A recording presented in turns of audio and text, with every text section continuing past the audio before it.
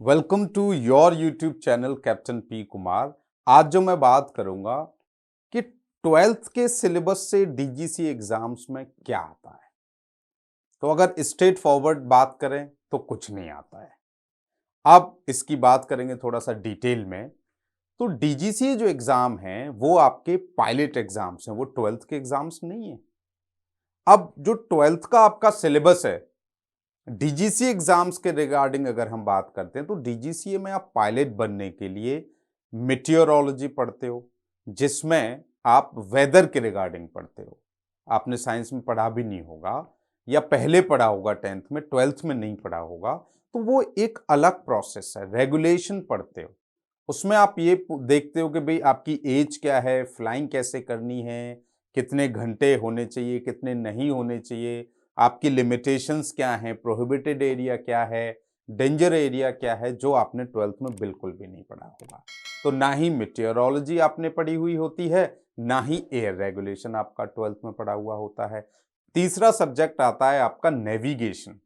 Navigation में आपको जो पढ़ाया जाएगा इंस्ट्रूमेंट जो एयरक्राफ्ट में यूज होते हैं, क्यों यूज होते हैं, उनका क्या मैकेनिज्म है, क्या उनके एरर्स हैं, क्या उनके अंदर प्रॉब्लम्स हैं और उनका अपग्रेडेड वर्जन क्या है।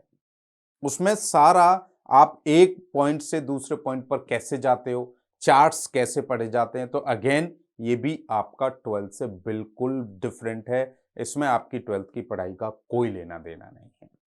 चौथा सब्जेक्ट आता है आपका टेक्निकल। टेक्निकल में आप देखते हो कि ये विंग है तो कैसे बना हुआ है, ये टेल कैसी बनी हुई है, ये जो टायर्स हैं उनका क्या मैकेनिज्म है, कैसे कनेक्टेड है, आप कैसे फ्लाई करते हो, एयरक्राफ्ट को लिफ्ट कैसे मिलती है, लैंड कैसे करता है, टेक ऑफ कैसे करता है। ये सारी चीजें आपको टेक्निकल में पढ़ाई जाती हैं।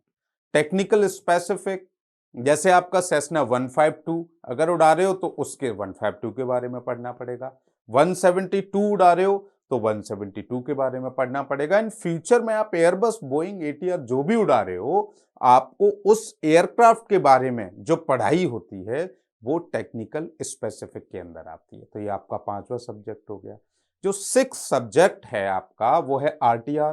तो how to talk with ATC, pilot और एटीसी के बीच में जो कॉन्वर्जेशन होता है, जो आपने अभी तक जो पढ़ा है वो A for apple, B for boy पढ़ा है, अब आपको A for alpha, B for bravo पढ़ना पड़ेगा दोस्त।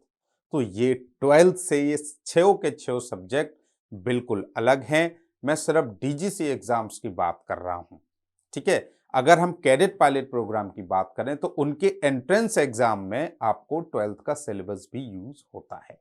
अब ट्वेल्थ के सिलेबस की अगर हम बात करें तो नेविगेशन में कहीं कहीं आपको जैसे बर्नौलिस प्रिंसिपल के बारे में टेक्निकल में ज्यादा देखोगे, चार्ल्स लॉ, बॉयल्स लॉ, है ना, और आपका बर्नौलिस प्रिंसिपल, इनके बारे में बस थोड़ा थोड़ा, बस खत्म। तो 0.5% भी नहीं कह सकते कि हम ट्वेल्थ की स्टडी को फर्दर हम पायलट की स्टडी में कंटिन्यू करते हैं। I hope I have given your answer. If you still have any doubt in your brain, connect me on Instagram. मुझे खुशी होगी आपके क्वेश्चन का जवाब देने में। Thank you so much. Your captain P Kumar. Bye for now.